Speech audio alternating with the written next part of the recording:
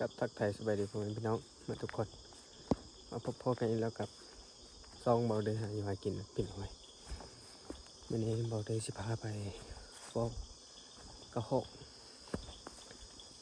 ตามรับชมไปนับกันว่ามันสิมันหรือบ่มันพี่น้องไงไปทางห้อง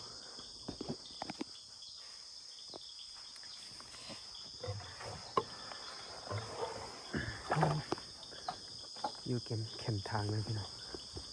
โอ้โหมันสิมันหรือบ่มัน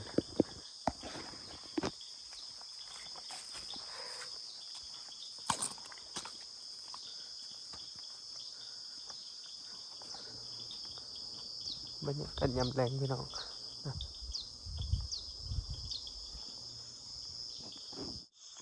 ต้นมะไฮพี่น้องหัวเป็นมากแต่ว่าตัวเป็นมากก็อยู่เข็มทางพอดพี่น้องแต่กับพวกประเภทนกควักบอนกเขียวมันก็มาอยู่ได้บรรยากาศยามแรงพี่น้องฝนก็คือไก่สิตก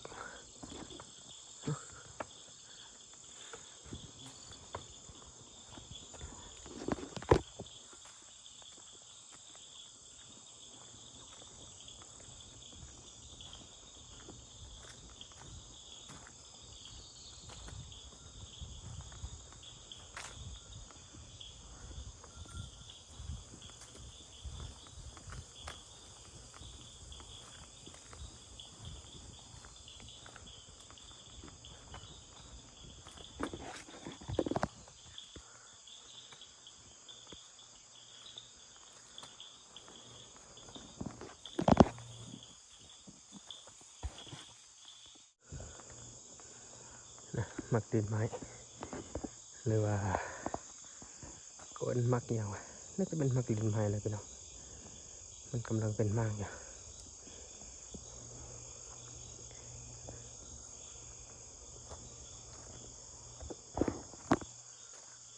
โอ้เป็นลายเลยพี่น้อง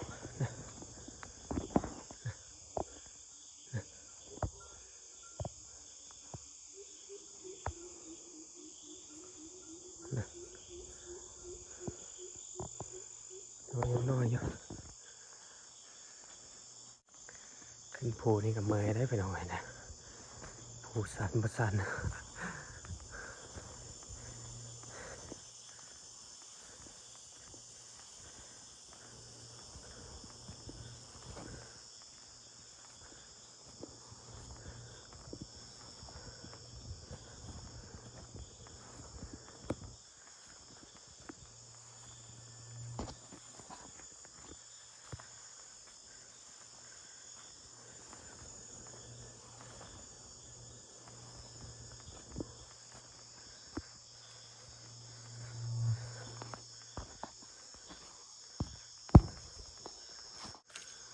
เดี๋ยวนี้ก็ประมาณ5 โมงฝ่ายนี่แหละพี่น้อง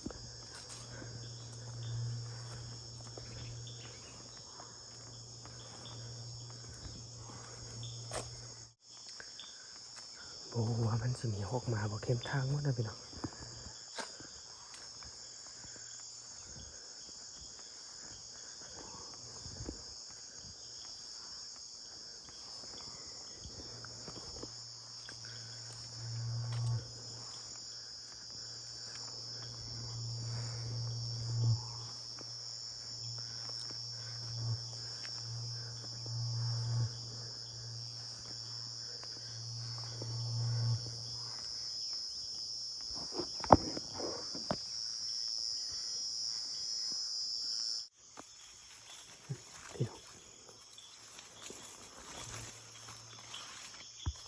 2 ตัวนะมีต้นหนึ่งกับอีกต้นจะเขาเอินมากเนี่ยแต่ว่าหกกับมันก็เข้าอยู่ยิงกันให้ตกตัวนั้น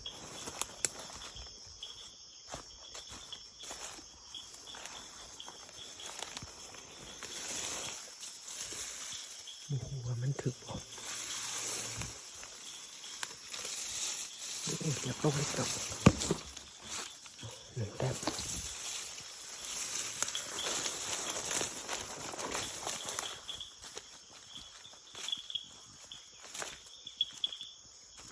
มักแล้วพี่น้องเอ้ย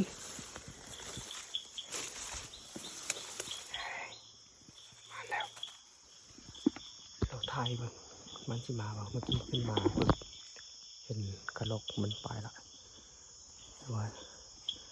เบาด้วยทับบันหนึ่งได้ยินเสียงตัวกันในเล่นขึ้นไปถึงเลยแล้วก็ฝักนี้ยังมีหกทองแดงมันโฮอยู่พี่น้อง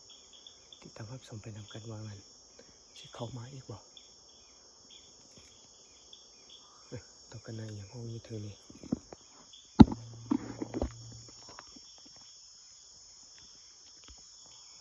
จักเขาเอิ้นมักอีหยังวะมักดำๆนะพี่น้อง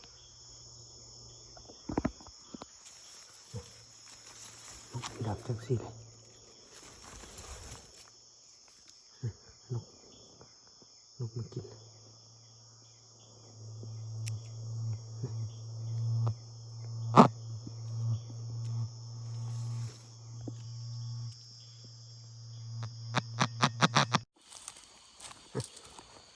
สรุปแล้วมันแต่ตัวเดียวพี่น้องตกกันได้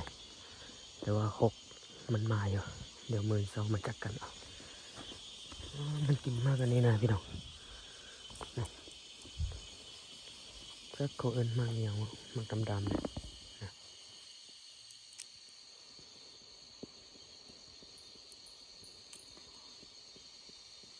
หกทองแดงมาว่าได้ยิงซ้ำพี่น้องเลยมันเดินไปก็ละเริ่มคำละ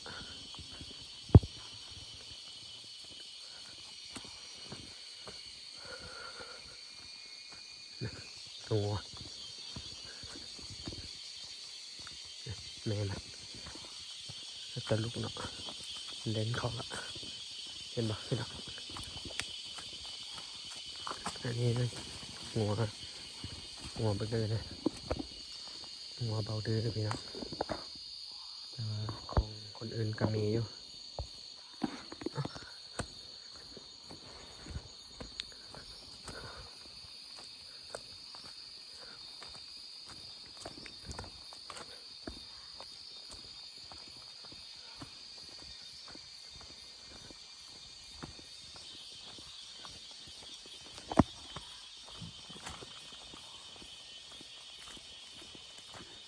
เล่นไปเล่นเนื้อมันพอสิกุ้มกินบ่ล่ะพี่น้องมือขึ้นแล้วตัวหนึ่งขึ้นแล้วตัวหนึ่งเดี๋ยวมือเศร้าเบาเดือสิมาจักกันอีกนะพี่น้องหกมันมาอยู่มาประมาณ3-4ตัว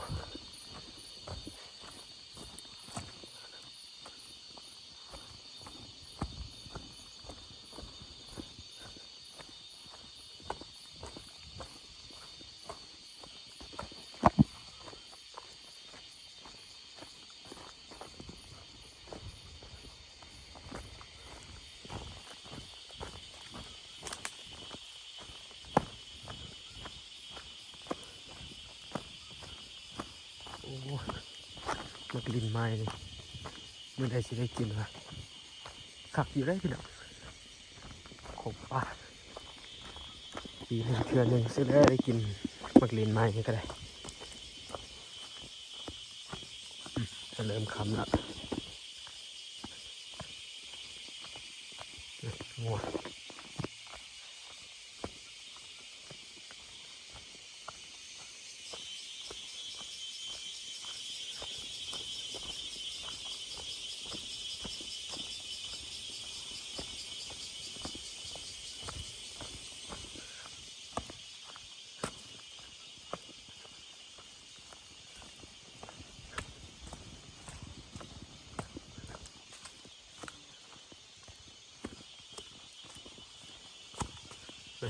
เพื่อนพระเจ้า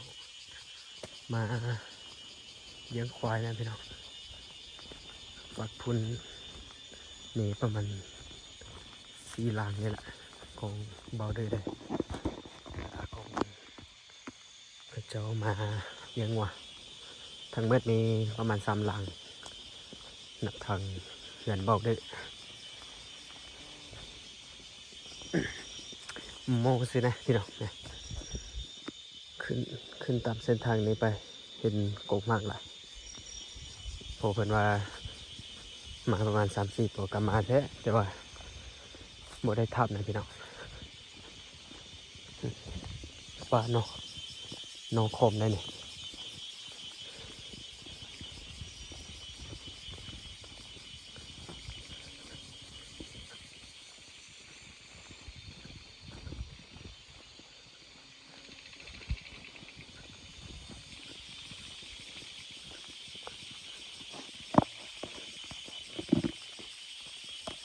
เข้าไปก็ได้โอ้เริ่มคำแล้ว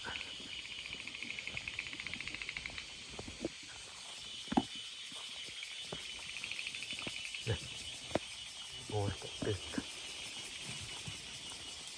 เห็นบ่เพื่อนกระเจ้ามาอยู่ละมันเลี้ยงวัวหรือว่ามันเลี้ยงควายนี่แหละพี่น้อง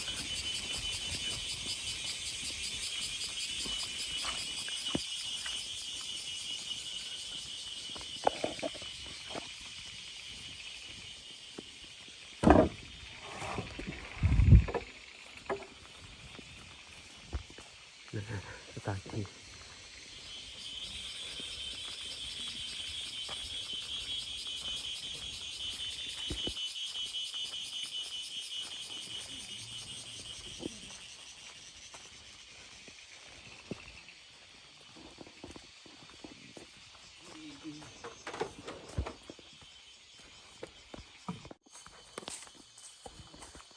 มาหอดละ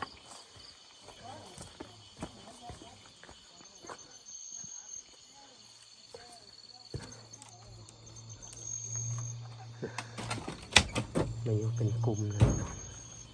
เจ้าประมาณตอนก็6นะ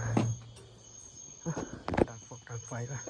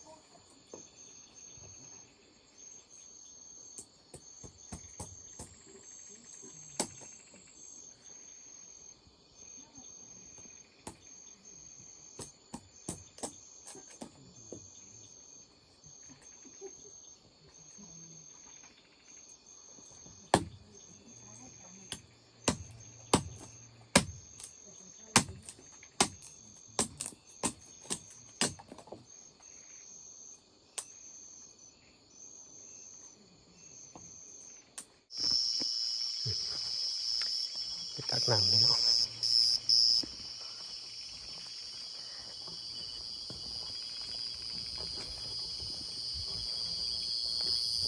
เมื่อกี้เห็นมักเคนนะพี่ทุกคนแต่ว่าจากอยู่ใส่เราแล้วเดี๋ยวไปเข้าไปทางคนน่าจะมีอยู่ดอกมักเคน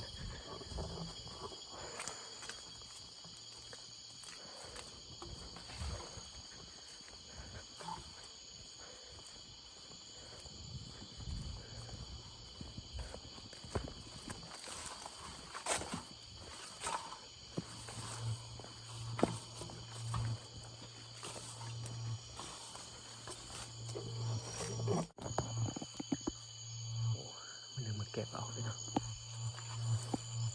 เมื่อกี้เห็นพอของโมเรามาอาบน้ำ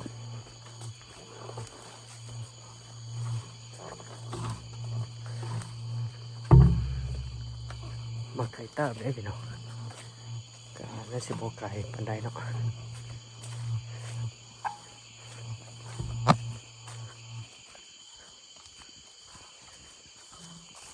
เราไม่ได้เอาไปใส่มาไม่เห็นปื้มตกใจแหมหมดฐานน้ำละโอ้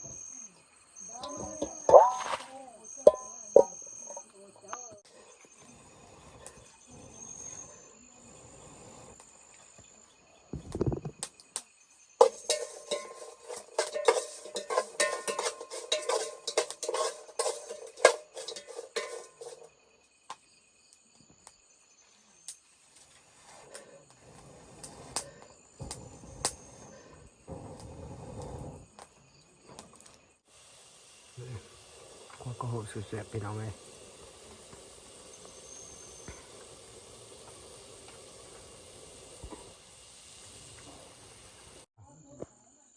กินข้าวกินน้ำแล้วล่ะพี่น้องกำลังสินอนพักละก็ขอบใจที่ว่ามาติดตามรับชมตั้งแต่ต้นคลิปจนจบนะพี่น้องพี่น้องสินอนพักก่อนเดี๋ยวมื้อเช้าจะสิเป็นอะไรก็ลุ้นไปนำกันต่อพี่น้องคืนนี้ขอนอนพักก่อนก็อย่าลืมกดไลค์กดแชร์เพื่อเป็นกำลังใจ